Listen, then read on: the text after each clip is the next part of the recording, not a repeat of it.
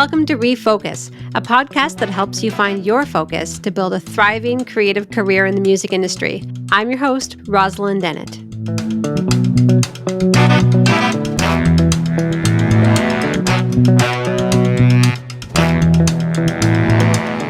Hello and welcome to ReFocus. We've got an incredible guest with us today, Cindy Doire.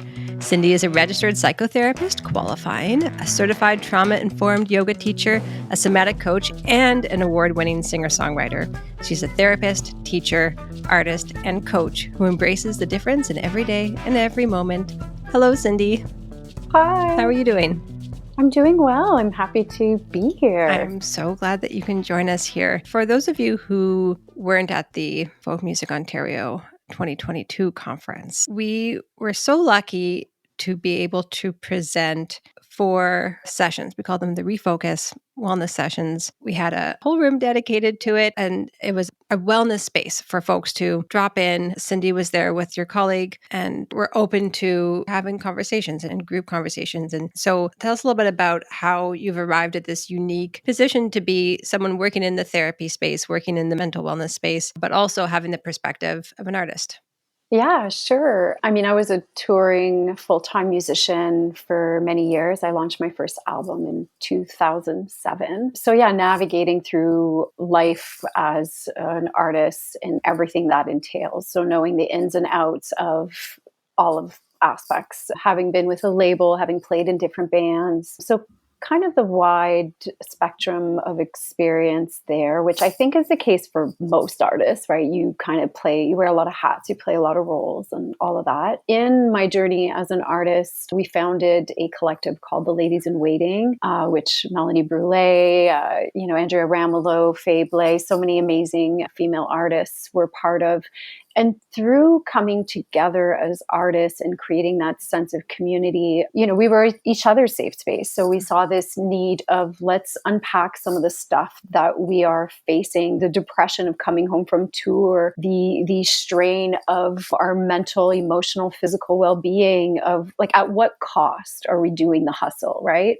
So we really started doing a lot of mental health advocacy and we did album compilations where we would team up with CAMH, raise funds for them, bring in some of their workers, try to destigmatize the fact that mental health is still something that people kind of suffer in isolation, right? So trying to just break down some of those barriers. So it was always a big part of our mandate as artists, as a collective, to kind of just do some of that work. So for me, when I started doing my yoga trainings just about 10 years ago, at first it was just for survival. Like I didn't really want to be a teacher. I was just like, I was broken. My body was broken. I didn't help that I lived in Toronto, 3 flights of stairs. So I'd come home and I'd have to lug all my gear up so I don't get that parking ticket because nobody cares that you're an artist unloading your gear. So it was like my body felt broken and I started to do that work for myself. And I did those trainings so that I could sustain in this world as a touring artist. I was like, there's not longevity for me if I continue the way I'm continuing. I felt just depleted in all sorts of ways, and the up and down of the elevator. And we're going to go into that external validation, but like going on tour, feeling like, oh, I have a routine. I know what to do every morning. It's laid out. And then you come home and, that self-drive and it's gone. And who am I? What's my purpose? These existential questions and all of it, right? So yoga really helped me just to, first of all, find some form of alignment and that physical strength, emotional, creating space for myself. And you can take that with you wherever you go. So that was really helpful. And I did multiple trainings. I started working in trauma. I lived in India, and there was a lot of stuff of just working with a lot of women and seeing the need, that cultivation of processing suffering and abuse and all that. So I started to work a little bit in trauma. And then when COVID hit, I don't do well idling. So it was a perfect opportunity to then do my master's, which leads me to today. I'm now in the final weeks. I see the light at the end of the tunnel. So I'm just finishing my practicum, which is just a few weeks of finishing that master's. So that's my condensed little journey, and now trying to bring in the yoga, the creativity, the artistic expression with, again, this healing aspect of all things kind of coming together. So that's been my journey. Amazing. Congratulations. Oh, thanks. I know I don't think I could have done it without, again, like the gains of going through hardship sometimes, Mm. right? Like having somewhere to put my energy was so beneficial to me. And I don't think I could have actually done it had that chaos not kind of pushed me in that direction. So, Let's explore that for a minute because I feel like that is certainly a prevalent theme in the conversations we're having on this program. You were able to manifest that energy into this master's program. Other people went different ways, but we all kind of collectively had to push the reset button during the mm, pandemic. How do you think that folks are kind of coming out of that now and readjusting? Do you feel like coming out of it now, you're like, you have a different perspective? oh, big time. Well, I think it's so unique to each person for sure. But I think collectively, what I've noticed, first of all, there's an awareness of bandwidth. Like people are a bit more protective of where they're putting their energy. I think there's a sense of that forced break allowed people to reevaluate in a way that maybe when you're in the movement of the hustle of that continuity, you don't really get a chance to break free from that pattern. That habitual pattern was broken. So then a forced shattering. And with a shattering comes a transformation. And that's going to look different for every single person. But there was a shattering of everyone's realities. And there's grief in that too, right? Because there's like, okay, well, that as I knew it is there. And here we are moving forward. So I think that for me, being creative during that time was impossible. I didn't have that sense of drive. And that's why for me, the master's personally, that worked because it was like, here's what you got to do. And I didn't have a choice. So like it was directed. Whereas creatively, we know that's not how it works. It's a different muscle. It's a different part of the brain. It's like music uses the whole brain, right? So you're kind of, you need to have this sense of, I don't know, for me, I can't really plan it. I can put time aside for it, but there's so many factors that come into that magical moment that leads to creation. So I think coming out of it, I mean, we're seeing it, right? People are burning out on tour. People are canceling tours. People are struggling to fill up rooms too. So there's not only the performance perspective, but what's happened to our audience, right? And this sense of division that's happened on so many levels and bringing at the forefront of so many things came up that now we're in okay, we have to look at things that are hard to look at, right? We have to address things about ourselves as a society that we've turned away from for a long time, and that there's pain in that, but there's accountability in it too. So there's a lot. There's just so many layers, I think, that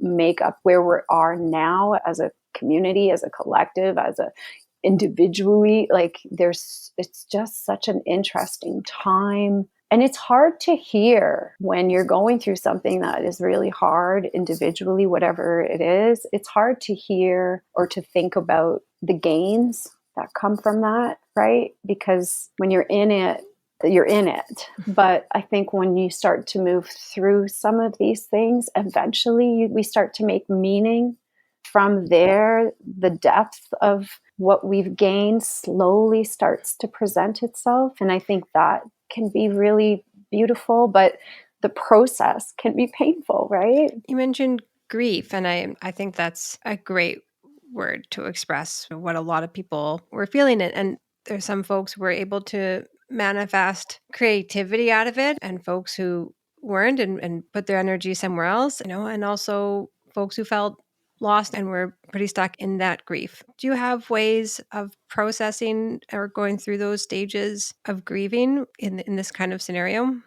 The thing with grief too is there's no timeline, right? It's different for everyone. Like mourning parts of yourself, mourning parts of the world, mourning parts of, again, all of these things. So for me, it happens in depending where I'm at in those healing stages. So at first it was complete dissociation. Like I bury myself. I like suppress. I'm like, I can't. I'm going to just distract myself. And that's what I did academically. I'm like, I'm going to distract myself with this. long term, it's not the healthiest. At some point, you have to start looking and going into the layers, and whatever's buried alive is alive. It's going to come up, right? So we can do that temporarily, and same with grief. Like people who bury their grief, at a certain point, it's going to come up, right? And so my coping skills, it's a combination of things. For one, using art, oh my gosh, like to be able to express, to articulate something and experience it, first of all, externalizes it. It gives it a place to live outside of yourself. You can then integrate these parts of yourselves in a way that makes sense. There's a narrative that you're creating through your expression, right? And you can do that with any kind of art. It doesn't have to be words, it could be visual, it can be anything, even cooking. Like if you're allowing to move through it. So for me, I do a lot of somatic work, a lot of embodied work of like tuning in and like giving space to that first person felt sense that we disconnect from when we're trying to protect ourselves from what's happening, right? So the body has this beautiful capacity to get us through hard moments by disconnecting. We dissociate. It's like, oh, that's too much. We're going to just not really fully be there in that moment. But the body tuning in and then moving through those things and connecting with ourselves, creating space for those things and nurturing those parts of yourself, right? So I feel like for me, there was a lot of healing that happened through that kind of work. Your breath, being in the moment, being in the here and now. I think what happened with the pandemic is the facade of control that we thought we had was ripped away, right? So what happens when we're all faced with the reality of uncertainty is we all get scared and anxious. The frequencies are going up and we're all in our fight or flight. When we're in our fight or flight, or we're easily ending up there, like our window of tolerance did this. So before, maybe we had this capacity to just move through all the ups and downs.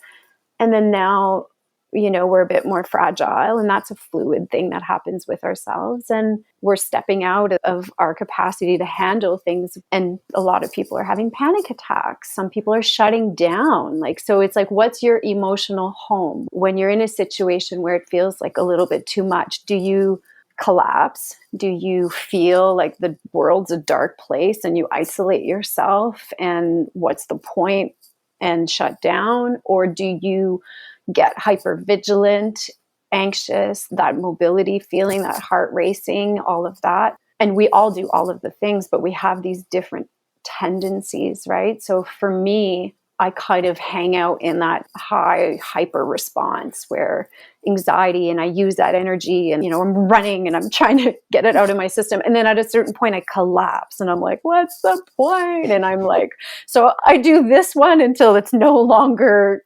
sustainable. And then I completely collapse. I think that's a common one, especially with folks who are used to that tour life. You look at these tour schedules that are like 7 days on and 1 day off, and then 7 days on. And and those 7 days on aren't your 9 to 5. And then you go home and chill out. You're on the entire time, unless you're in the van with all the doors closed. You're still with your colleagues and you have like maybe 5 minutes in the bathroom, but probably not longer because probably somebody else needs to use the bathroom. So they're So just how so do you little. refuel, right? You're on the whole time. And that adrenaline and that fight or flight, I think, comes up in like a sustained mode for a lot of people. And I think we were used to doing that a lot more pre-pandemic. It was like, yeah, I can go out for 30 days. No problem. Only 30 days. Great. Let's do it. Versus like now we're seeing folks be like 2 weeks. No, 2 or 3 weeks is people are kind of maxing out on how far they can go, I think,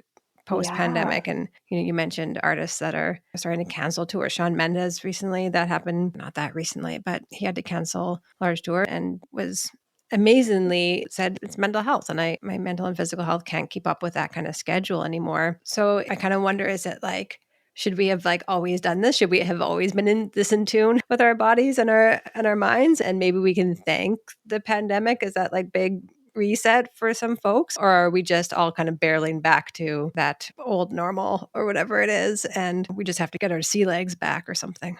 Yeah, I think it's probably both and everything in between, right? Because some people, it's this sense of like, I'm not doing that anymore. I'm setting a boundary there. This is like, that wasn't healthy and I'm not going back there. Whereas some people, it might feel like if you're an introvert and you were working so hard to get out there, and then 2 years of being able to just be your introverted self, imagine now like having to try and get back into that habitual we're adaptable and we're habitual creatures, so it's like I feel like authentic real living happens when we break patterns, when we break habitual. So then that's different for everyone, but I do feel like for some people it might be healthy and for some people maybe it's not, right? So I don't think it's one thing or one or the other. I think for some people it's amazing, it's led them to these changes that really honors themselves. Allows them to honor them where they're at and meeting themselves where they're at in this moment, which is amazing. And yes, we should always do that.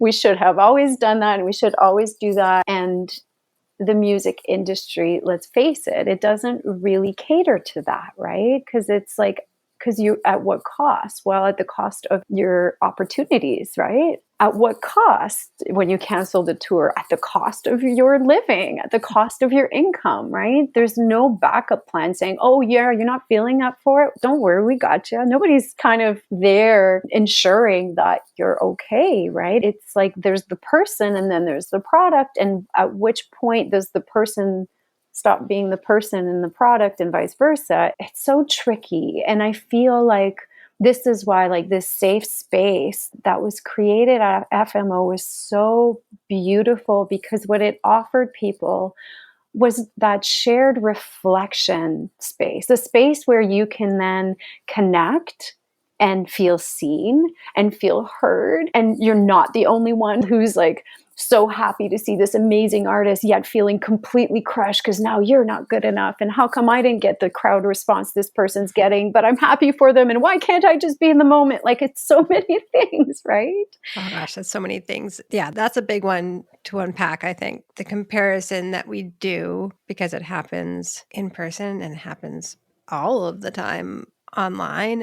And it's so nice to get to talk about it. And we're all kind of feeling, maybe not all of us, but a lot of us are collectively feeling that. So maybe if we can all, oh, you're feeling that too, and you're feeling that too, and we're all putting up this certain image and we're all comparing ourselves, maybe we can stop doing that. I don't know. Is that possible? Can we work on this? We can definitely at least be curious about it when it happens. And I think that's being curious about what's happening in our body allows us, because we get into a part in our brain when we're doing that stuff where it's like, well, you're no longer, it's like an inner critic. It's that like, you're not in that whole picture reasoning place in your mind, right? So if you're able to be curious or to have like the skill of the wise mind, like taking a breath before just impulsively reacting, for example. So when you start to feel lesser than or start to feel jealous if you're at this amazing show that you just want to be in the moment and enjoying it for what it is, but somehow it lands and you go, well, hang on, the crowd didn't clap like that for me. And I guess all of that spiraling path. So it's like, okay, well, being curious about that and going, okay, well, maybe that thought will enter, but then, and again, that mindfulness process of being not judgmental with yourself, that self-compassion of like, well, of course, I still got to showcase. There's so many things that I think shouldn't be associated to our value of self-worth in the arts. And this is the part where it gets really tricky, because it's like you have to rely on this external validation.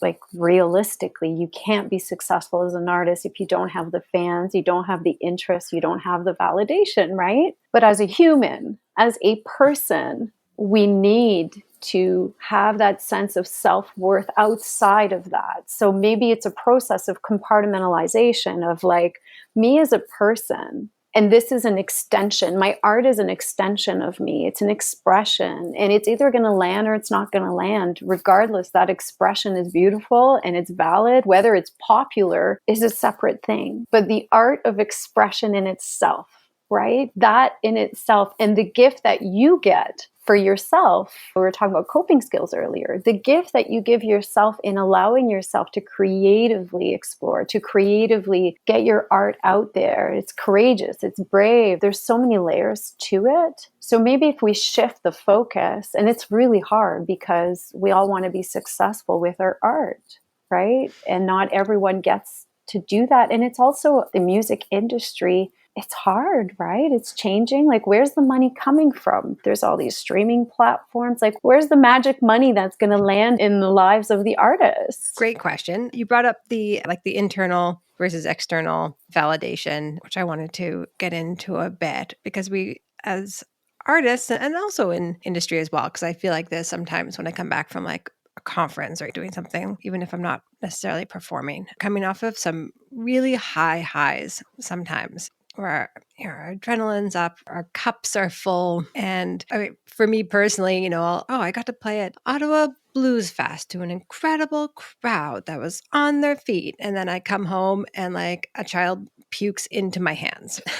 And then I'm like, okay, neat. A little different feedback than what I was hoping for. And, nobody's standing up and applauding, loading the dishwasher or doing a load of laundry and doing those things. So it's how can folks kind of mitigate some of that high highs and low lows and kind of find, I have a word for it. I know somebody else coined this. I think it was, I'm going to attribute it to Matt Foster from the Crooked Brothers, and he has his own solo project. I'm going to shout out to Matt Foster on that because I think he came up with this, but it's called the deprestival.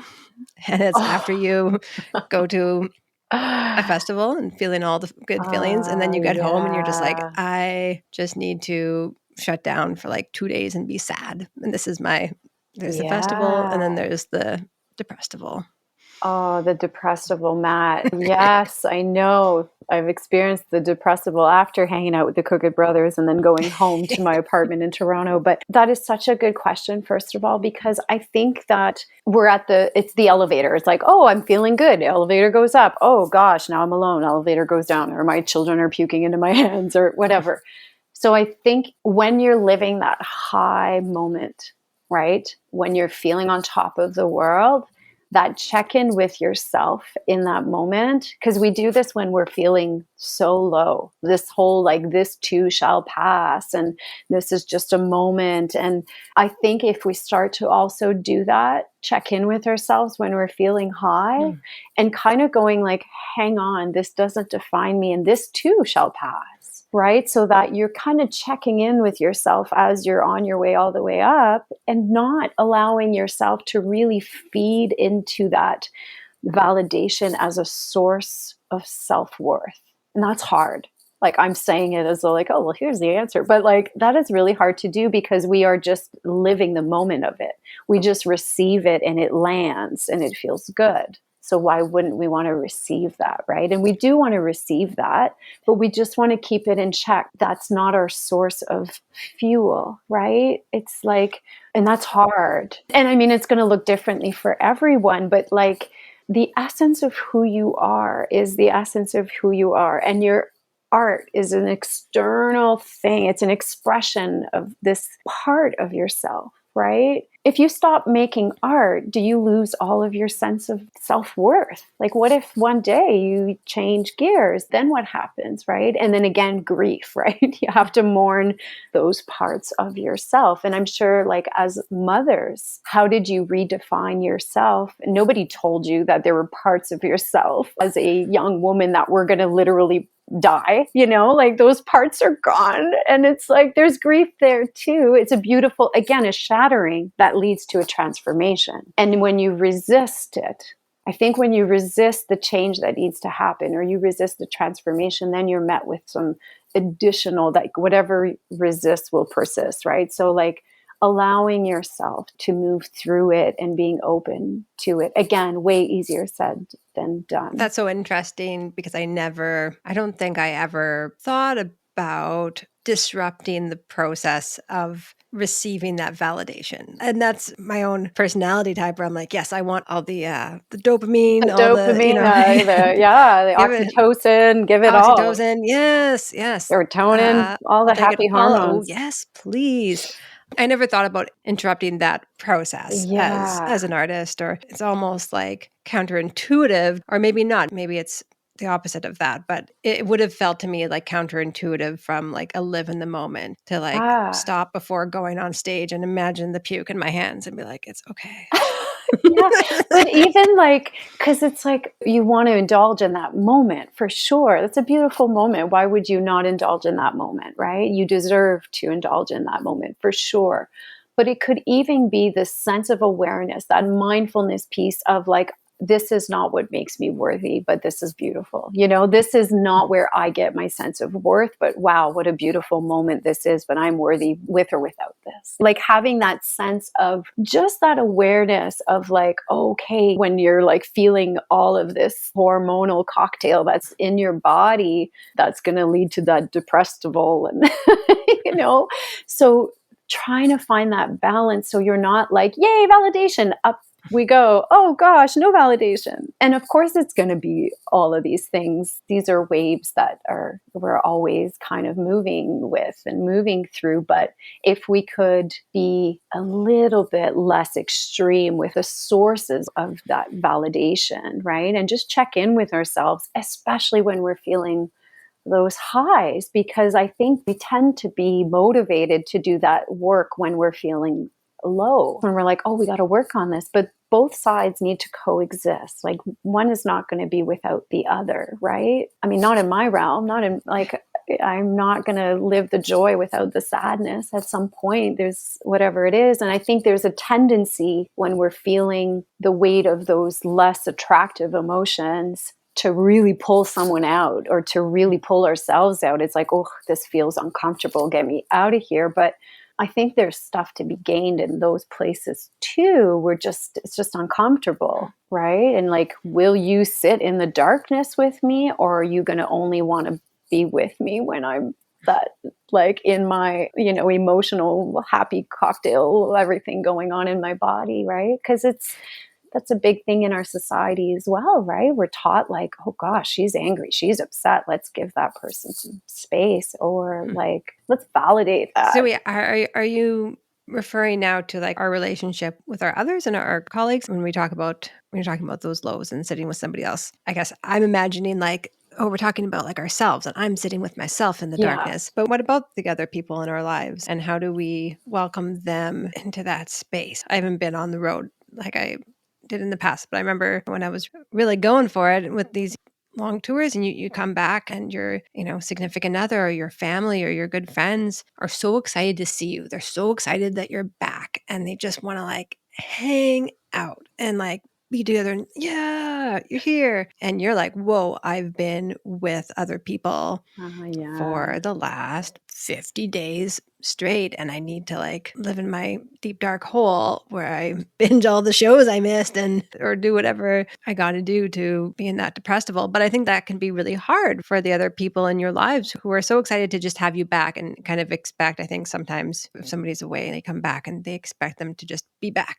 Boom, boom, you're back. Now you're back. You're great. Here we go. And yeah, so I guess I'm just wondering, how can we communicate? How can we like kind of bridge that communication gap that happens when we do need to take that space to kind of recover? Yeah. Well, I think ultimately what we're talking about, I guess, would be boundaries, right? Because I think it's counterintuitive for us to do. We're wired for connections, and these are our partners and families, people that we miss. So if for you, when you come home from tour, you're depleted, you want to sit in that dark hole and whatever your process is, I think that this is that balancing act, this whole tightrope of like, okay, are you meeting the needs of yourself right now?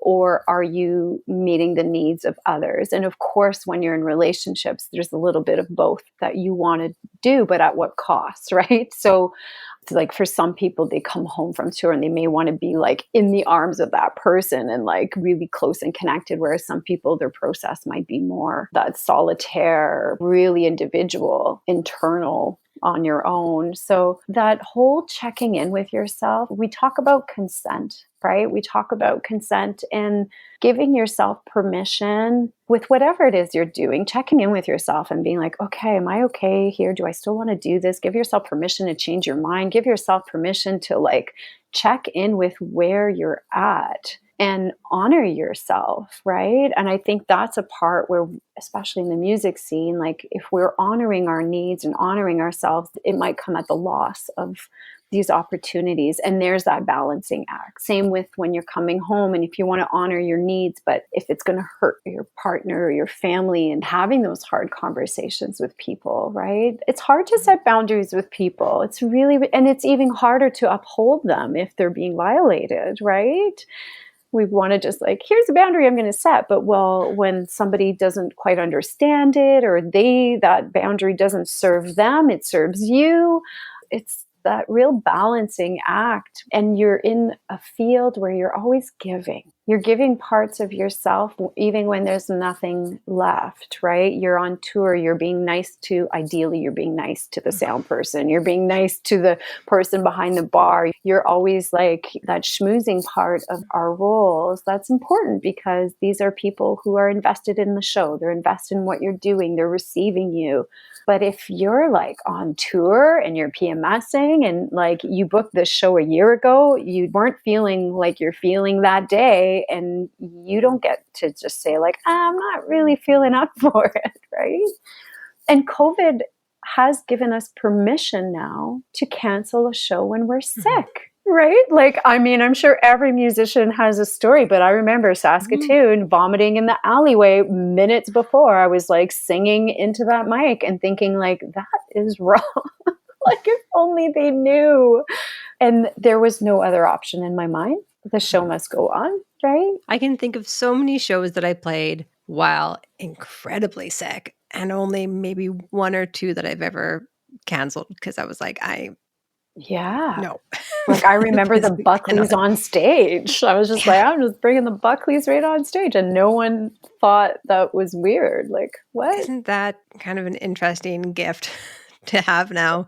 That Yeah. I hope we can keep and hold on to. And I hope that as artists, we can hold on to that and say, okay, great, the world didn't end because I canceled a gig. People understand. I hope that audiences continue to be forgiving and understanding like that, but also venues. I remember the only time I canceled a gig because of mental health. I was on a 2-month tour, and this is my lowest of the low, my peak Yeah. like moment as an artist, but like just broke down. It was like, I think I cried for like 24 hours straight, could not get out of it. I couldn't get out of this emotional panic attack Mm. mode, and had to cancel a gig. It was in Amsterdam. I can't remember where in Amsterdam, but it was like, this isn't going to happen. I can't get out of it. Canceled one gig and continued on the rest of the tour without any professional help whatsoever, because that was the time. Mhm. But I remember canceling that gig and just being told, like, you will never, ever play here again. Don't ever contact us. You will never We will be punish you welcome. forever for your Yeah. humanness. How dare you be human? Like, how insane, right? How insane. And like the guilt that I felt for not performing in this pub in Amsterdam, like I carried that with me for so long of like, oh, I ruined this opportunity for my band to ever perform here. And And there's the power dynamic, right? Here's the yeah, power dynamic of somebody being like, I will punish you. I will use this power that I have over you because you had this opportunity and now you'll never, like that's insane. And it's it's so like, nuts. what's Yeah. amazing about what's happening now, and Shawn Mendes, like you were saying, like what he's doing and what he did is he modeled it. Mhm. We need people to model it so that we are giving every person that does kind of set that limit for themselves and they're like, I can't go on. You're modeling it and you're giving other artists permission to call it quits, because at what cost are you going to keep going on that tour? And it impacts a lot of people, right? Especially when you're getting at higher levels of success and you have a whole team, right? Yeah. Yeah, So and that's a huge amount of pressure. And any part of that team too. If you need to take that break, you don't want to let down your colleagues, right? no, and your agent and like all the people on your end, and then there's all the people receiving you on that end, right? So it's a lot of pressure. And I think that the fact that artists are showing their humanness now is so vital. Like this idea that we have, that I think people feel closer to artists when they see also, I mean, I'm sure some people are having opposite reactions because we live in a world where it's this, that, and everything in between. So it's not going to be like everyone applauding, going, yay, good for you for caring for your needs. But the reality is, like, what happens if you don't? No more tours at all or whatever. Like, it's insane to me that there would be that kind of pressure or expectation on a person. And this is where there's like the objectification happens of an artist, because it's like, it's no longer a person, it's a product.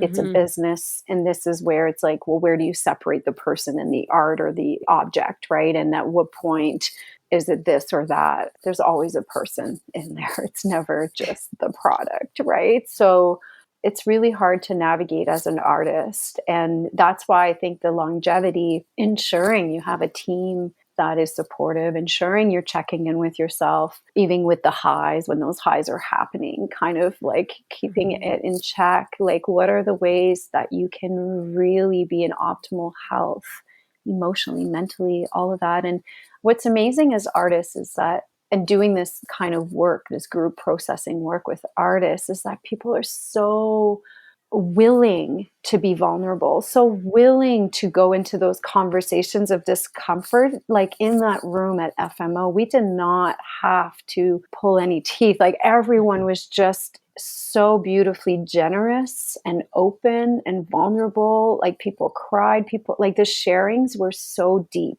right away. And that's the beauty of working with artists, is that there's already this sense, this like crack open, that's just willing to go into those places, right? Which is really brave and courageous compared to other groups that I've led. You don't go there right away with everyone, but with artists, it was just immediate. So Jordan O'Connor was co-facilitating those groups with me, and like, it's just a guidance. We don't do the work. It's just group processing. That's the part that allows for those creative insights, those reflections to take place, and the group supports each other. And then you see these intense reactions if somebody says something triggering. And there were moments where there was some really triggering things that were said based on ignorance or lack of understanding. And that's important too, because those are opportunities. Conflict presents itself. And if examined with respect, then there's growth, right? So it's always such a beautiful opportunity, but we're not always given that safe chance or that safe space to make those mistakes that lead to growth. Right. And how amazing that we had that. Yeah, it's encouraging that folks are entering into these conversations and being so generous in the way that they have. And my hope is that by continuing to have these forums, and as the talks about mental health and physical health and that whole health and wellness space is kind of proliferated and more out there, that folks are checking in with themselves before they hit that breaking point. And that if folks can feel like they're able to share and get help or whatever needs to happen, maybe it'll help to mitigate some of the stress and some of the mental and physical stress before they reach that kind of breaking point, right? Absolutely. We all have tools, like we've all made it here so far, right? So it's just trying to really develop our coping skills that are healthy coping skills. Like we're not just suppressing, or we're not just powering through and like, oh, we'll deal with that 10 years from now or whatever. Like, so developing or connecting, identifying with which skills do I have and which ones do I want to build. And again, that's so different for every person, like finding what works for you, so that when you start to feel yourself going into that reactive state, you're able to regulate, and they're teaching that in schools now. So I'm so like, my daughter came home and with like the 5-star breathing, and I was just like, great, they're teaching that. So like, I think it's so important, and we all need to know how to regulate, because when we then start to power through when we're in a reactive state, first of all, that's just not a good place to be staying. Like we don't want to stay there too long. That's detrimental to our health, right? And earlier in the conversation, we were chatting about comparing ourselves to others, or kind of that mode that we get into. And it kind of sounded like some like CBT, cognitive behavioral therapy. I'm not the therapist here. I shouldn't be saying that. But in the bit of work I've done in that space, when I say work, I mean work done to me. Is that how you call it? I don't know. I mean, it's collaborative, right? So for sure, you're part of the work. You're the one. It's your But journey. it reminds me of that. Like maybe that's like a tool that people can use when you have these thoughts that come in that might be like an instant like negative or comparative thought, and ways to kind of soften some of those thoughts as they come in. Yeah, or challenge them, right? So yeah, like Mhm. CBT does a lot of that, like looking at the core beliefs, the core values, and almost like doing detective work on the thoughts that come in and how accurate are these negative, like that negative self-talk, right? And then like different modalities, like that would be like a top-down approach where you're really going into the brain, changing the thinking patterns, and then it sends a message to the body that, okay, we're good, we're fine, we don't need to get into this reaction. And some people would rather like a bottom up approach where you're using the body to send the message to the mind. So like if you're using breath or using like, oh, what's happening in my body, tuning in. And it doesn't matter which way you enter that cycle, like where you're breaking it, it's the body informs the mind informs the body, right? It's cyclical. So whichever way, and this is why it's so unique, the modalities and depending on what's going on with the person. And like I think when we see somebody with like a broken arm, it's so easy. It's like, oh, there's the arm. We know what to do with it, right? Whereas I think with mental health stuff, because it's not tangible, it's so much easier for us to just like turn away from it. You know, it's so easy to hide these parts of ourselves that are broken or suffer.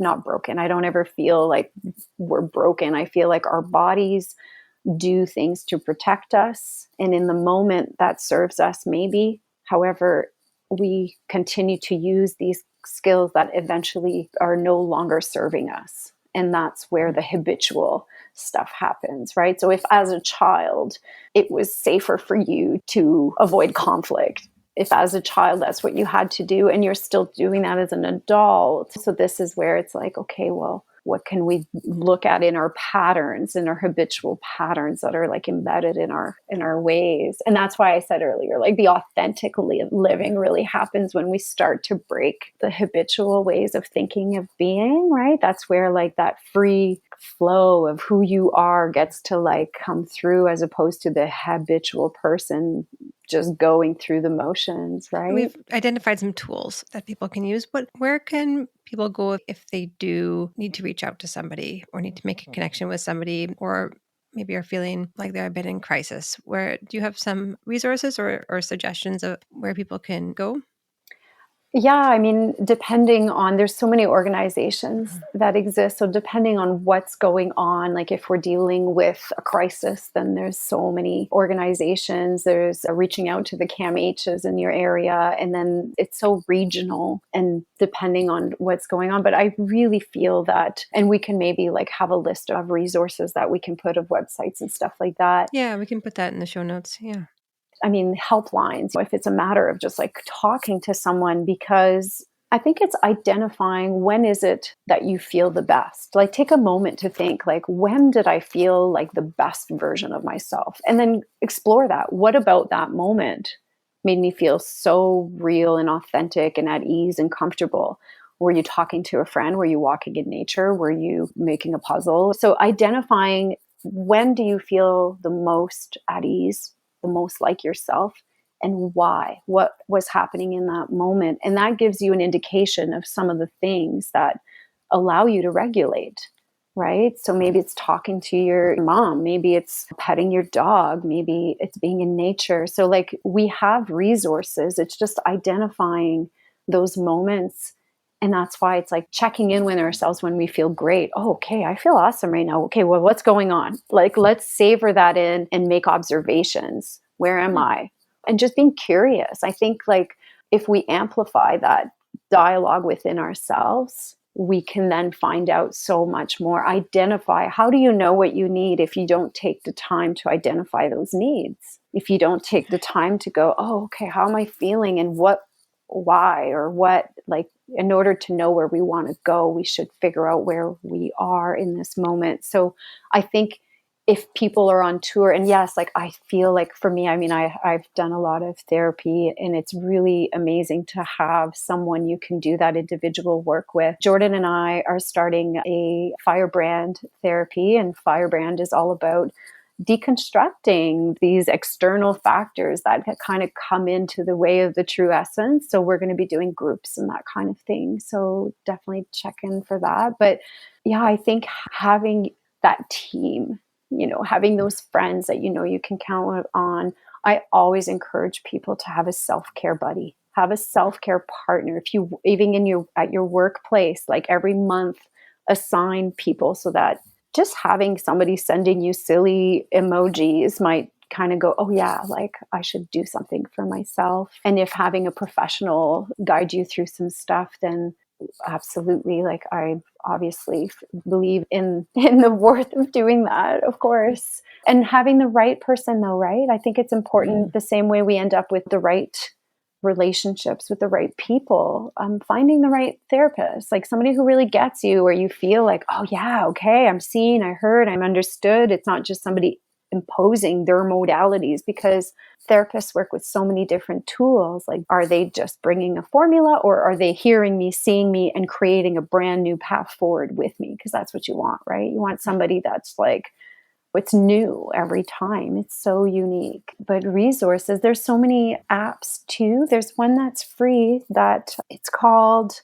Mind Shift, just having an app that sends you reminders or affirmations. Some people hate affirmations, some people love them, right? It's so unique to the person. And some things feel really woo-woo for someone, where I'm like, I don't, even the word mindfulness, right? They're like, oh gosh, like because it became trendy, or breathing, or awareness, like language. Breathing's so trendy. Yeah, breathing is so trendy. Love that. And where can people go to find out more about you and the work that you're doing? I mean, my music website is still cindydoire.com, but in the next few weeks, I'm going to launch my cindydoire.ca. So that'll be more like the therapy and that. And also in the process with firebrand.com, that'll be with Jordan O'Connor. Fantastic. And we'll link to all of that as well if you want to find out more about Cindy and the incredible work that she does. And hopefully we'll see you again at the next FMO. I hope so. I'd love to be there. Yes, please. Thank you so much, Cindy. It was so nice to talk to you. Thank you. Yeah, thanks. So nice to talk with you as well.